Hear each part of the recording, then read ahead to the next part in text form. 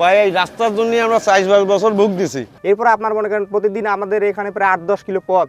আপনার একজন রোগী নিয়ে যদি আমি হসপিটালে যাই, সদর হাসপাতালে যাই, রোগী যাইতে যাইতে থাকে না থাকে অনিশ্চিত অবস্থা। সুস্থ মানুষ এই রাস্তার থেকে গেলেও অসুস্থ হয়ে বাড়ি ফেরে।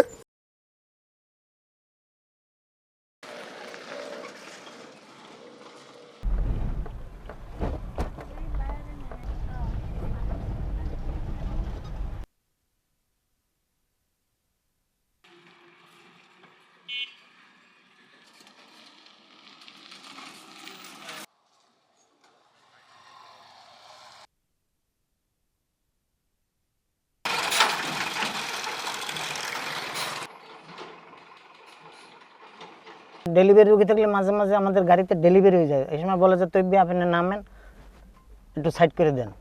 মাঝে মাঝে হয়ে যায়, ডেলিভারি গাড়িতে হয়ে যায়। এমন মাঝে স্ট্রোকের রোগী মাঝে মারাও যায়, অক্সিজেন দেওয়া আছে এর মধ্যে মারাও যায়। সোলকের এই যে জিরোতে টাইনে আসতেছি, এই বাগের থেকে জিরোতে টেনে আসে, এই জিজ্ঞাসা করেন তাদের সাথে, এই যে রাস্তার এই পরিস্থিতি খারাপের জন্য। ভাই এই রাস্তার জন্য আমরা ৪-৫ বছর ভুগ দিছি। শেখ হাসিনার আমলে এই রাস্তা খুঁজিছে, শেখ হাসিনার লোকজন দিয়ে এই কাজ করাইছে, তারা টাকা পয়সা মারিয়ে এই দেশটা চলে গিয়েছে। আমরা রাস্তা নিয়ে খুব বিপদে আছি। দ্রুত যাতে রাস্তাটা হয় আপনারা সেই চেষ্টাটা একটু করেন। কোনো যানবাহন যাতে পারে না, ফিরাই টিরা কাটকে যায়, গাড়ি গুড়ি অ্যাক্সিডেন্ট করে, লোকজন সমস্যা বাদে। রাস্তার মাল জিনিস রাখা আছে, ঠিকাদাররা কাজ করে না, জুত করে করে রড মডও বেছে, তাও আমরা দেখি। ব্রিজও হয় না, কিচ্ছুই হয় না। মোটামুটি আমরা খুব বিপদে আছি।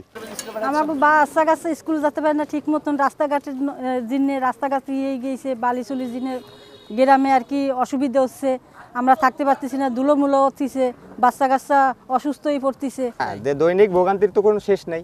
আপনার সকালবেলার আমরা পেটের দায়ী বাড়াই, মনে করেন ১.৫-২ লাখ ৩ লাখ টাকা একটা গাড়ি নিয়ে বেরোই, রাস্তা যাত্রী মানে গাড়ি ভরা যাত্রী থাকে, হয়তো কোথায় পড়ে থাকি, না পাতি ভাঙে, না টায়ার বাস্ট হয়। এমনও আছে যে আমরা এই গাড়ি চালাচ্ছি, রাস্তার খোয়া টায়ারে বাইজা পাশের পথচারী পায়ে লেগে ব্যথা পাই এসে বসে রয়েছে ওখানে, এখানে তো আমার কিছু করার নাই। এরপর আপনার মনে করেন প্রতিদিন আমাদের এখানে প্রায় ৮-১০ কিলো পথ। আপনার একজন রোগী নিয়ে যদি আমি হসপিটালে যাই, সদর হাসপাতালে যাই, রোগী যাইতে যাইতে থাকে না থাকে অনিশ্চিত অবস্থা। প্রেগনেন্ট যারা আছে তাদের সমস্যা হচ্ছে, আমাদের চলাচলতি থেকে খুবই সমস্যা, যাতে করে এই থেকে মোংলা পর্যন্ত লোকজনের খুবই ভোগান্তি হচ্ছে।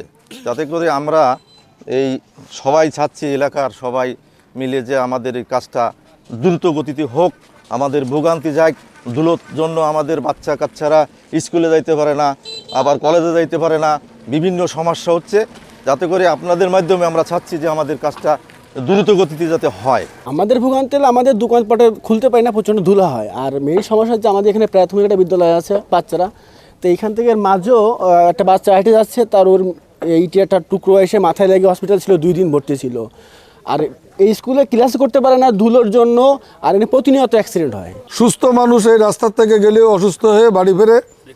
অতি দ্রুত এই রাস্তা যাতে সংস্কার হয় সেই ব্যবস্থা করলে স্থানীয় জনগণ খুব উপকৃত হবে ইনশাল্লাহ। আশা করব এই ব্যবস্থার পরে, এই প্রচারের পরে হয়তো রাস্তার সংস্কারের ব্যবস্থা নেওয়া হবে। তো আমাদের 4টে প্যাকেজের মধ্যে 3টে প্যাকেজের অগ্রগতি ভালো, কিন্তু প্রথম যে প্যাকেজ 10 কিলোমিটার, এটা মাহবুব ব্রাদার্স নামে ঠিকাদারি প্রতিষ্ঠান করছে, তো তাদের অগ্রগতি সার্বিকভাবে কম আর কি। তো এই জন্য আমরা একাধিকবার পত্রের মাধ্যমে তাদেরকে অনুরোধ করা হয়েছে, মৌখিকভাবে বারবার বলা হয়েছে, তারপরেও এখন পর্যন্ত হয়তো উল্লেখযোগ্য বা সন্তোষজনক অগ্রগতি হয় নাই আর কি।